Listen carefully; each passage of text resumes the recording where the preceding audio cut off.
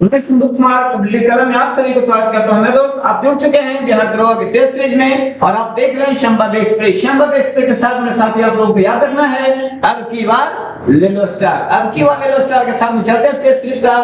Question को देखते हैं कौन सा क्वेश्चन आपके लिए छोड़ा गया था। तो पिछले वीडियो का 50 नंबर क्वेश्चन ये रहा मेरे साथी, आप लोगों को छोड़ा गया था। बहुत सारे दोस्त आप इसमें सही आंसर किए हैं और कुछ लोग का आंसर गलत हो गया है। तो चलिए कोई बात नहीं, देखते हैं क्वेश्चन का आंसर क्या होगा।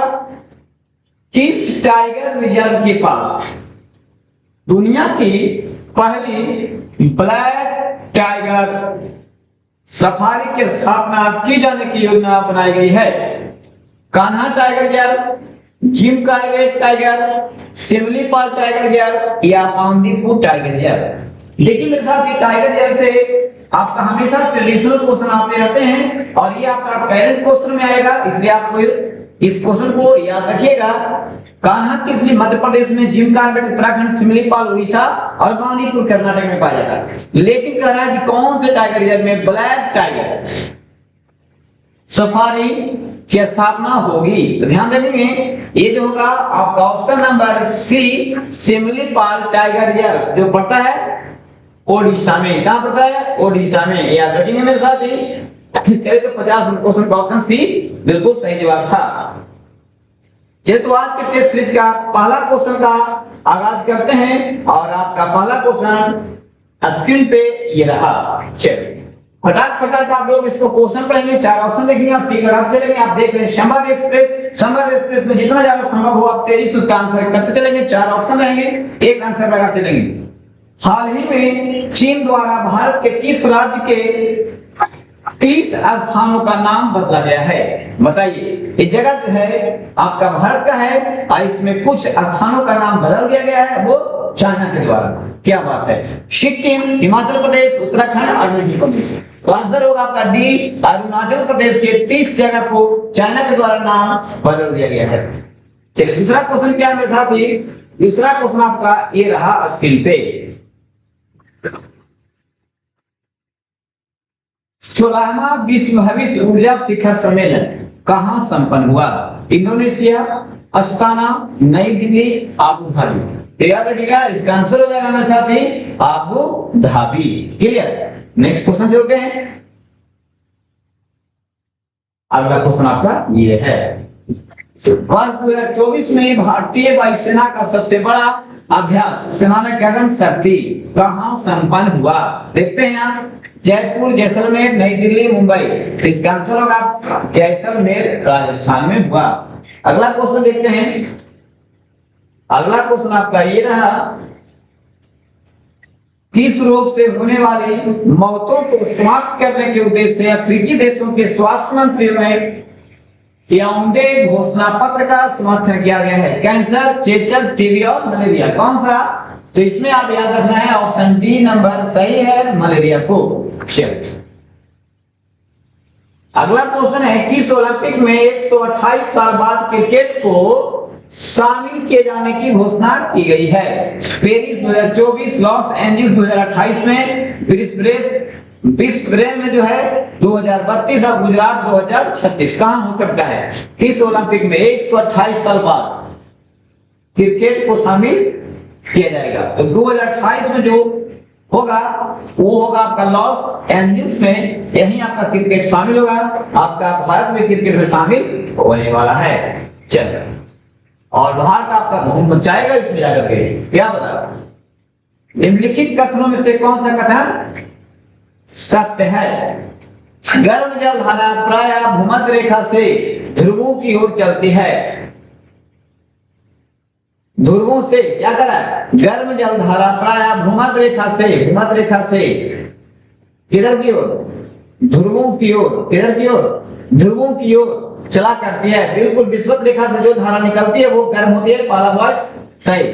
ठंडी जल धारा उच्च अक्षांश से ठंडी का है, ये ध्रुव है, दक्षिणी ध्रुव उत्तरी ध्रुव। तो ध्रुव से मतलब 90 डिग्री और यहाँ 0 डिग्री, फिर यहाँ 90 डिग्री। याद रखना है। तो उच्च अक्षांश इसको कहते हैं।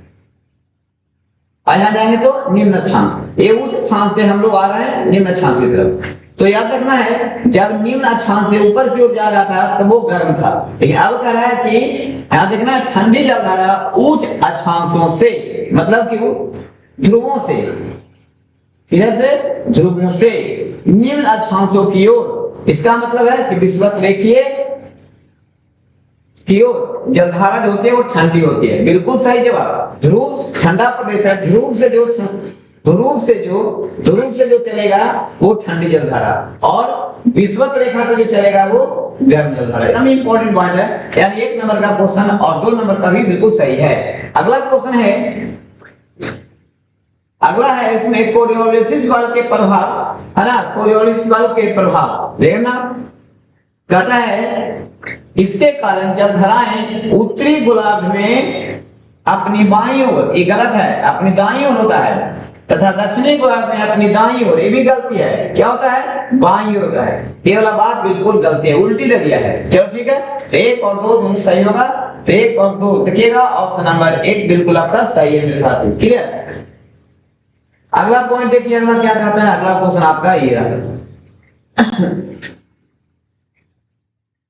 तस्मान सागर तथा दक्षिणी चीन सागर को जोड़ने वाली जल संधि निम्नलिखित में से कौन सा है? टोकरा जल संधि, कुक जल संधि, मैग्ना जल संधि या बॉस जल संधि? तो तस्मान सागर और दक्षिणी सागर को जोड़ने वाला जो संधि होगा मेरे साथी, वो होगा आपका बॉस जल संधि। क्या होगा? बॉस जल संधि। ठीक है,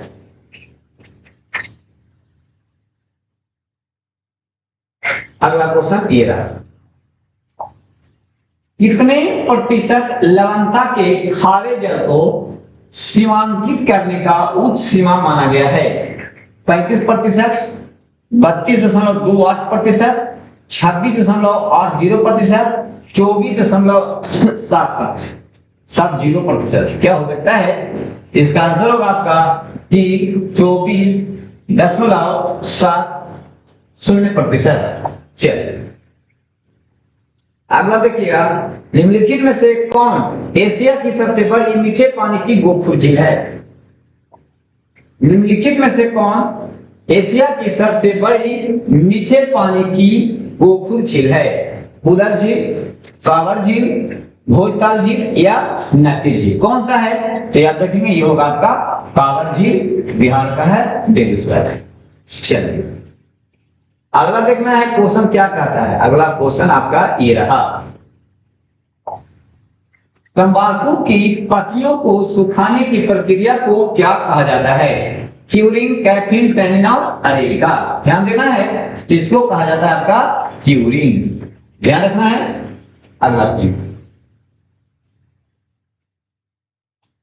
अगला देश में पहला लौह इस्पात का कारखाना कहाँ खोला गया था या कब खोला गया था? देश में पहला लौह इस्पात कारखाना कब स्थापित किया गया था? 1874, 1907, 1918, 1956? याद रखिएगा। तो ये खोला गया था आपका सबसे प्रथम 1874 में कुल्टी। कहाँ खोला गया था? कुल्टी खोला गया था, जो कहाँ पड़ता है? पश्चिम बंगाल में पड़ता है। कहाँ पड़ता है? पश्चिम बंगाल में पड़ता है, याद रखिएगा। और ये जो टाटा आयरन स्टील कंपनी है, ये 1907 में हुआ था, जमशेदजी वाला, है ना। चलिए अगला क्वेश्चन, निम्नलिखित में से कौन सा उष्णकटिबंधीय घास का मैदान नहीं है? पैम्पास, सवाना, कंपोस्ट और लानूस? ये सब के सब जो है, तीन के तीनों जो हैं, ये उष्णकटिबंधीय घास के मैदान हैं। कौन नहीं है? तो पैम्पास जो है, ये अर्जेंटीना पैदा है, शीतकटिबंधीय है। चलिए उष्णकटिबंधीय नहीं है पैम्पास, घास का मैदान तो है मगर उष्णकटिबंधीय नहीं है। अगला क्वेश्चन, वर्ष 2011 के जनगणना के अनुसार सर्वाधिक दशकीय वृद्धि वाले केंद्र शासित प्रदेश कौन सा है? पुदुचेरी, लक्षद्वीप, दादर एवं नगर हवेली, दमन एवं दीव? ध्यान देना है, दशकीय वृद्धि में 10 साल में सबसे ज्यादा वृद्धि करने वाला, और उसमें भी कह रहा है कि केंद्र शासित राज्य कौन है, तो वो है आपका दादर नगर हवेली। ऑप्शन सी बिल्कुल सही जवाब होगा मेरे साथी।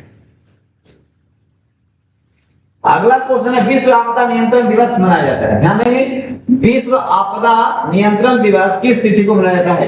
13 अक्टूबर, 16 अक्टूबर, 19 नवंबर, 14 दिसंबर? ये जो मनाया जाता है मेरे साथी, याद रखना है, ये मनाया जाता है 13 अक्टूबर को। क्लियर?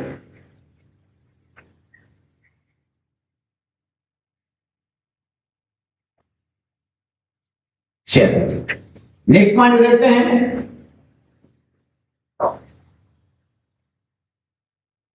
कावला वन जीव अभयारण्य निम्नलिखित में से किस राज्य में स्थित है?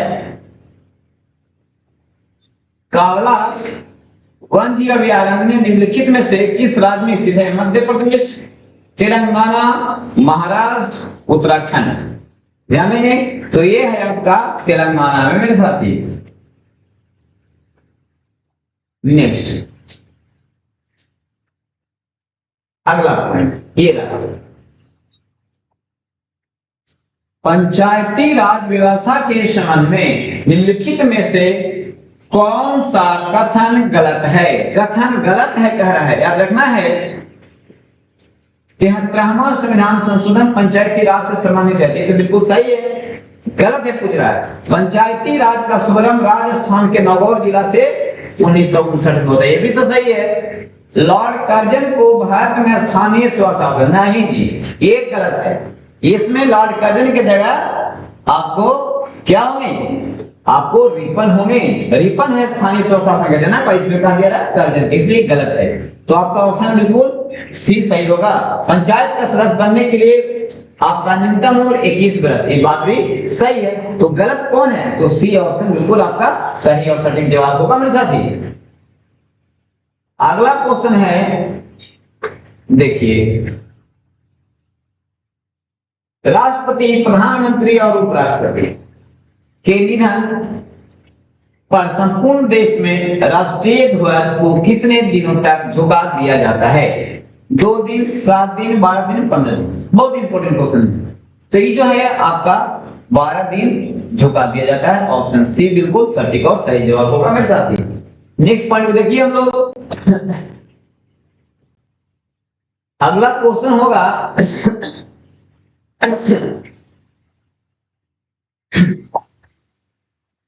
लेंस के संबंध में निम्नलिखित में से कौन सा या कौन से कथन सही है? उत्तल लेंस की क्षमता को धनात्मक संख्या के रूप में दर्शाया जाता है, बिल्कुल सही जवाब। अवतल लेंस की क्षमता को ऋणात्मक संख्या में दर्शाया जाता है, बिल्कुल सही जवाब। तो 1 और 2 दोनों का, इसलिए ऑप्शन आपका सी इसका सटीक सही जवाब होगा मेरे साथी। क्लियर? नेक्स्ट पॉइंट को देखते हैं। अगला क्वेश्चन आपका ये रहा, निम्नलिखित में से किन तरीकों स्थानांतरण के लिए किसी माध्यम की आवश्यकता नहीं है या आवश्यकता द्वारा ऊष्मा होती है? क्वेश्चन फिर से पढ़ता हूं मैं, निम्नलिखित में से किन तरीकों के स्थानांतरण के लिए किसी माध्यम की आवश्यकता है ना, आवश्यकता द्वारा ऊष्मा होती है? ध्यान देना है, चालन, विकिरण, संवहन, ये सी दोनों।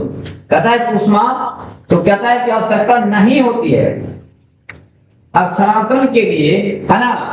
कहता है ऊष्मा स्थानांतरण द्वारा उसका ऊष्मा नहीं होती है, वाला क्वेश्चन यहाँ पे थोड़ा, है ना, नहीं होती है। क्वेश्चन क्या होगा?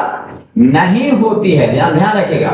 तो चालन से ऊष्मा होगा, संवहन से होगा, किससे नहीं? तो विकिरण से नहीं होगा। ऑप्शन आपका बी है। थोड़ा सा ये लाइन यहाँ पे कट हो गया है ना। चलिए अगला क्वेश्चन,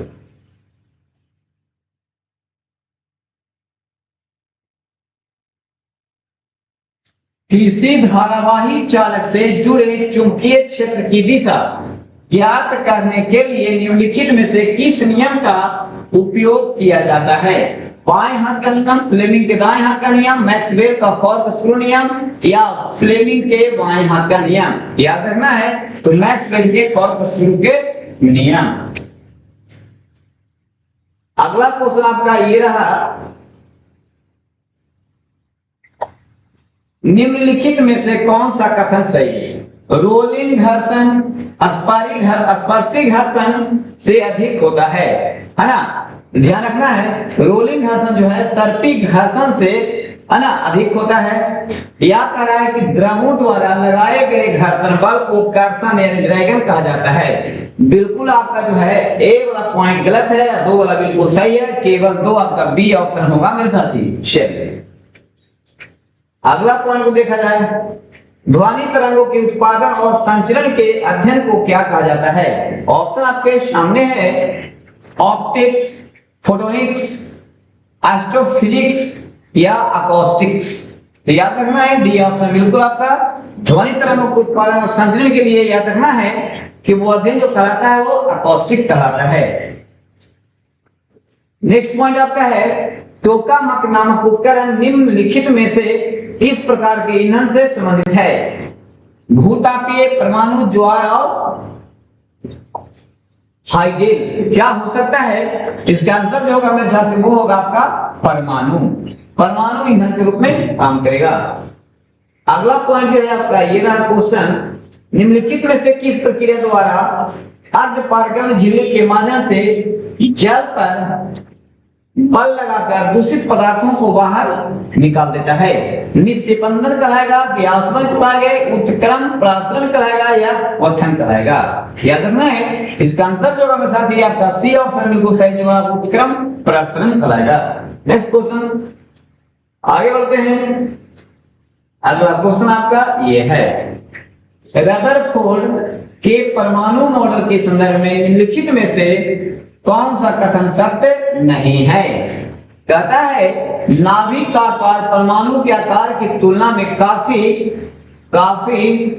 ज्यादा होता है ना, तो सत्य नहीं है। तो यही वाला बात सत्य नहीं, ज्यादा बड़ा नहीं होता है। इलेक्ट्रॉन नाभिक के चारों ओर वृत्ताकार मार्ग में चक्कर लगाता है, बिल्कुल बात सही है। परमाणु का केंद्र धनावेशित होता है जिसे नाभिक कहा जाता है, बिल्कुल सही बात है।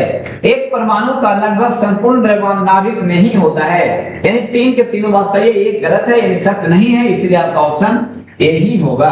चलिए नेक्स्ट क्वेश्चन देखते हैं। अगला क्वेश्चन आपका ये रहा,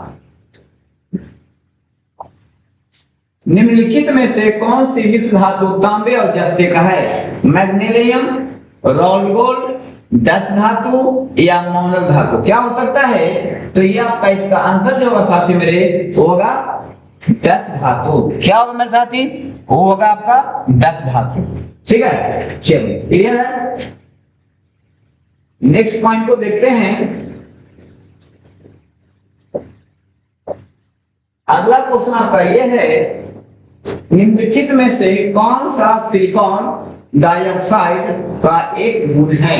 यह बिजली का संचालन करता है तो यह गुण नहीं है। यह मृदी होता है तो भी नहीं है। यह जल में घनसी होता है, ये भी नहीं है। तब तो बच गया गोटी। इसका गलनांक कुछ होता है तो बिल्कुल बात सही होता है, यानी कि आपका ऑप्शन डी बिल्कुल सही होगा। चलिए अगला क्वेश्चन देखते हैं साथी क्या कहता है। निम्नलिखित में से कौन सा पोटेशियम लवण एक खनिज पूरक है? इसका उपयोग रक्त में पोटेशियम के निम्न स्तरों के उपचार या रोकथाम के लिए किया जाता है। ध्यान देंगे, potassium chloride, potassium iodide, potassium nitrate या पोटेशियम साइट्रेट है, एक पोटेशियम नाइट्रेट। क्या हो सकता है? ध्यान देना है। कौन सा पोटेशियम लवण एक खनिज पूरक है जिसका उपयोग रक्त में पोटेशियम के निम्न स्तरों के उपचार के लिए किया जाता है? उसका आंसर होगा मेरे साथी आपका ए पोटेशियम क्लोराइड। ध्यान देना है, वह प्रक्रिया जिसमें धातुओं को उसके अयस्कों द्वारा गलनांक बिंदु से अधिक गर्म करके निष्कर्षण किया जाता है, क्या कहलाता है? कताई, प्रगलन, उत्थान, निष्कर्षण। क्या कहलाएगा बताएंगे? तो एक कहलाएगा आपका प्रगलन। क्या कहलाएगा? प्रगलन कहलाएगा। नेक्स्ट पॉइंट देखना आपका, निम्नलिखित में से किसकी उपस्थिति के कारण कीटल कारण हवा में फीका पड़ जाता है?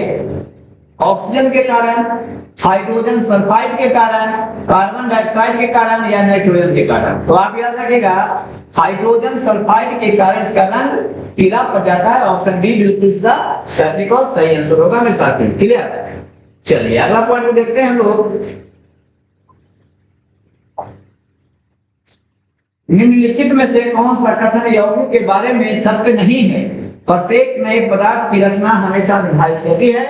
घटकों को केवल रासायनिक एवं विद्युत रासायनिक है अभिक्रियाओं के द्वारा अलग किया जा सकता है, बिल्कुल सही जवाब। तत्व नए यौगिकों को बनाने के लिए अभिक्रिया करते हैं, बिल्कुल सही जवाब। यौगिकों में एक परिवर्तनशील संरचना होती है, यही बात गलत है, इसलिए इसका ऑप्शन नंबर आपका डी बिल्कुल सटीक आंसर होगा। चलिए अगला क्वेश्चन आपका ये मेरे साथी, विटामिन के संबंध में निम्नलिखित में से कौन सा कथन गलत है कह रहा है। पौधे लगभग सभी विटामिनों का संश्लेषण कर सकते हैं, बिल्कुल सही जवाब, कर सकते हैं। विटामिन कार्बन यौगिक हैं, बिल्कुल सही जवाब, दोनों। कौन सा गलत है, सही नहीं है। आंत में कुछ बैक्टीरिया विटामिन का उत्पादन नहीं करते हैं, करते हैं, यही गलत। अधिकांश विटामिन हमारे शरीर में पर्याप्त मात्रा में संश्लेषण नहीं हो पाते हैं, नहीं हो पाते हैं, सही बात। तो आपका ऑप्शन जो है सी होगा। अगला क्वेश्चन आपका ये रहा,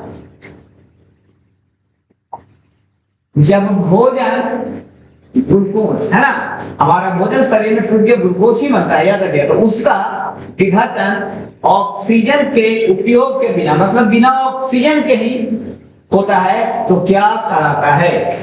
वायवीय श्वसन, अवायवीय, कोशिकीय श्वसन, अकोशिकीय। यहाँ से कोशिका से कोई लेना नहीं है, ऑक्सीजन है या नहीं ये देखना है। अगर ऑक्सीजन के साथ हो रहा है तब वायवीय कहलाएगा, और क्या कहा, ऑक्सीजन के बिना उपयोग करा था अवायवीय श्वसन कहलाएगा। सभी जीवित प्राणियों के लिए ऊर्जा का अंतिम स्रोत निम्नलिखित में से कौन सा है। बड़ा इजी क्वेश्चन है जी, वायु, जल, मिट्टी, सूर्य। तो देखिए ऊर्जा का स्रोत सबसे आपका पहला ऑप्शन है डी, क्लियर। अगला क्वेश्चन आपका ये रहा, निम्न में से वह कौन सा वंशानुगत विकार है जो हीमोग्लोबिन जीन को प्रभावित करता है और जिसके परिणाम स्वरूप अप्रभावी रक्ताणु उत्पत्ति होते हैं, बताएंगे। थैलोसीमिया, सोमोटोस्टेटिनोमा, वेनस थ्रोम्बोलिसिस और पॉलीसिथेमिया। आंसर इसका क्या होगा मेरे साथ, आपका ऑप्शन ए होगा थैलेसीमिया। ऑप्शन ए बिल्कुल सटीक और सही जवाब होगा मेरे साथी। नेक्स्ट क्वेश्चन आपको देखना है। अगला क्वेश्चन आपका ये रहा, क्या क्वेश्चन है, निम्नलिखित में से कौन सा रोग, क्या कर रहा है, कौन सा रोग कवक के कारण होता है। तपेदिक, हैजा, दाद, इनमें से सभी। तो भैया तपेदिक जो होता है नहीं होगा, हैजा होगा तो नहीं होगा, क्या होगा, तो दाद इससे होगा। चलिए अगला जो क्वेश्चन मेरे साथ देखो, देखिए ये रहा, निम्नलिखित में से कौन सा महिलाओं में प्राथमिक यौन अंग है। ध्यान देना है कि तथा 4 यहाँ जो अंग दिए हुए हैं ये मादा महिला जाति का अंग है। कह रहा है कि निम्न से कौन सा महिलाओं में प्राथमिक यौन अंग है। योनि, गर्भाशय, अंडाशय, फ्लोपियन ट्यूब। क्या हो सकता है, तो ध्यान देंगे यहाँ पे प्राथमिक अंग जो होगा वो होगा आपका अंडाशय, याद रखना है, अंडाशय होगा, है ना। उसके बाद जो है वो फ्लोपियन ट्यूब होगा, उसके बाद गर्भाशय हो गया। एओनी जो है वह एक लचीलादार कोशिका तंतु है, याद रखना है। चलिए देखना है, कोशिका में भरे जाने वाले तरल पदार्थ मैट्रिक्स को क्या कहते हैं। कोशिका, राइबोसोम, साइटोप्लाज्म, प्लास्टिक। तो इसका जो आंसर होगा मेरे साथी बिल्कुल सही जवाब है, साइटोप्लाज्म कहलाता है ना। बिल्कुल एनसीईआरटी पर बेस ये सब बायो का क्वेश्चन आपको मिल रहा है, एकदम बिल्कुल 9th क्लास का बायो आप पढ़ेंगे, आपको 2 क्वेश्चन ये सब मिल जाएंगे एनसीईआरटी से, क्लियर। ध्यान देना है, निम्नलिखित में से कौन सा जटिल अस्थायी पादप ऊतक है। जाइलम या शीर्षस्थ विभागीय ऊतक और सर्व विभागीय ऊतक या कोलेनकाइमा। ध्यान रखना है, तो इसमें जो आंसर होगा मेरे साथी वो होगा बिल्कुल option A, xylem.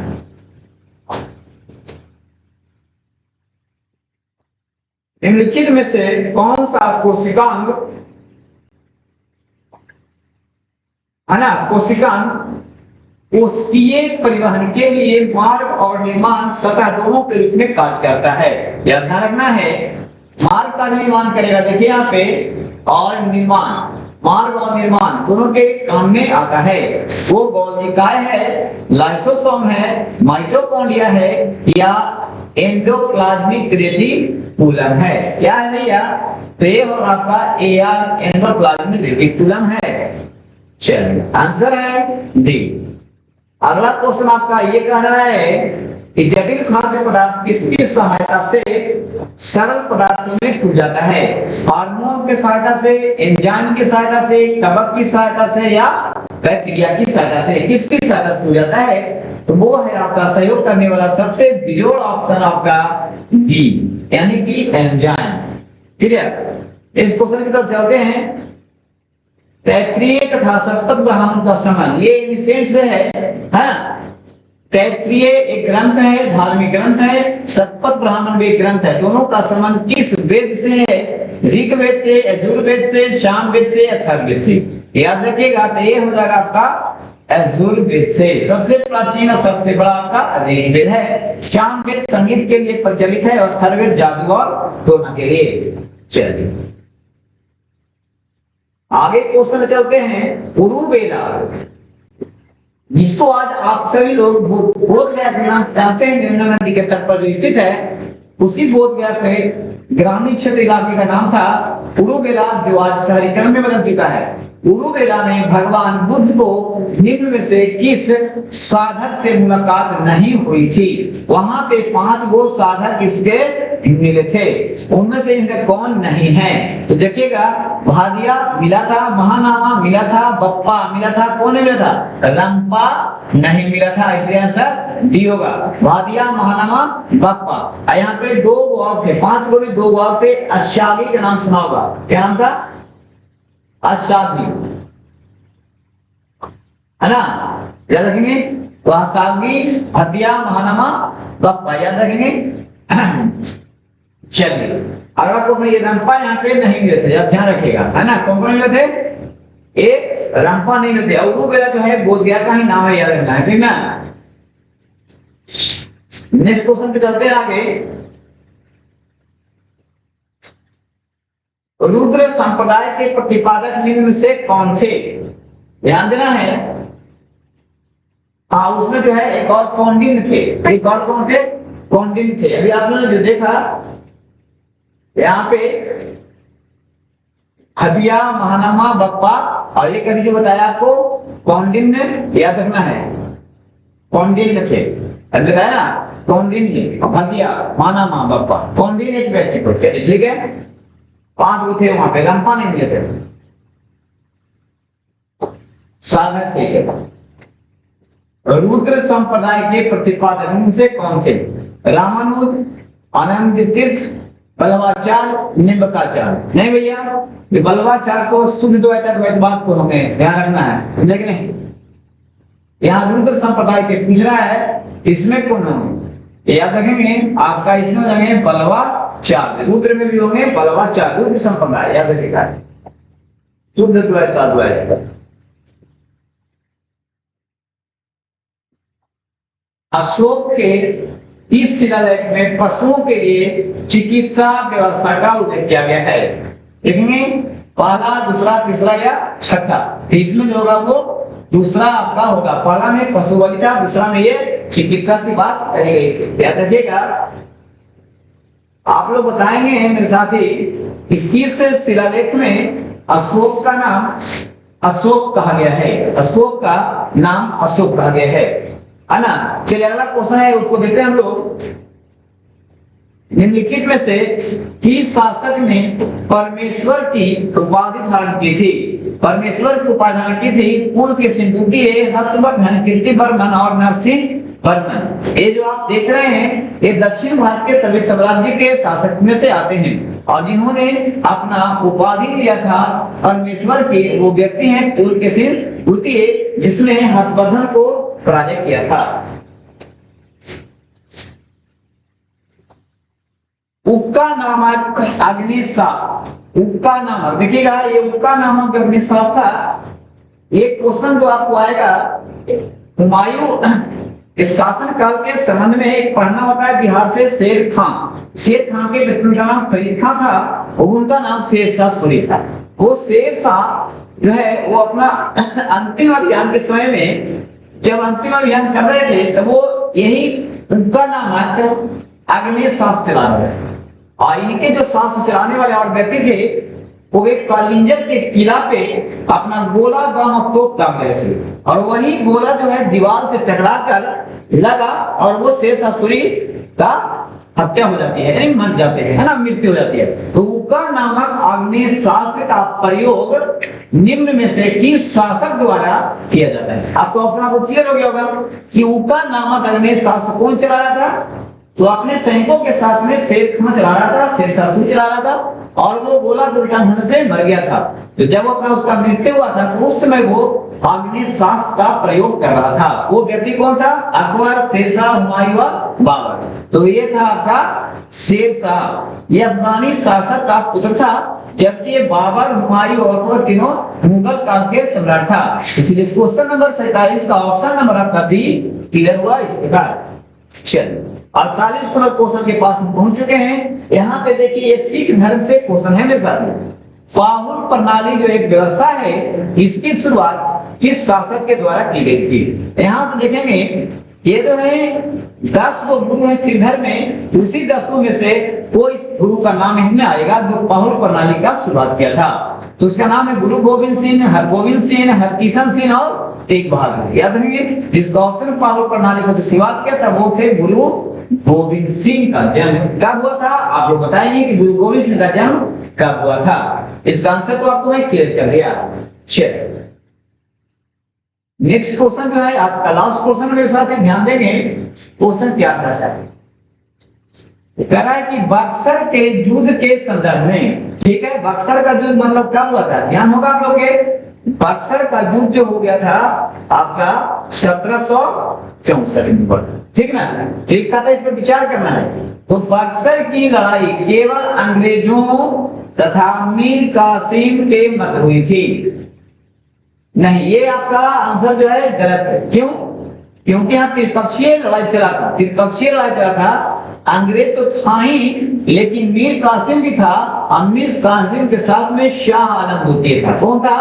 Shah Alam द्वितीय था। और एक और व्यक्ति का नाम जानते होंगे, शुजाउद्दौला थे। कौन था? शुजाउद्दौला। शाह आलम द्वितीय उस वक्त मुगल बादशाह था और शुजाउद्दौला था वो यूपी यानी लखनऊ के शासक थे। इन दोनों के सहयोग में एक मीर कासिम था। 3 के संयुक्त सेना को हरा दिया था। कौन सेना को? याद रखिए तीनों के संयुक्त सेना को हरा देने वाला ये आपका था अंग्रेज। और यहाँ का सिर्फ मीर कासिम था, इसीलिए आपका नंबर 1 ऑप्शन जो है बिल्कुल गलत है। दूसरा देखते हैं, बक्सर के युद्ध के बाद मुगल सम्राट ने कंपनी को बंगाल की दीवानी और फौजदारी अधिकार दिए थे।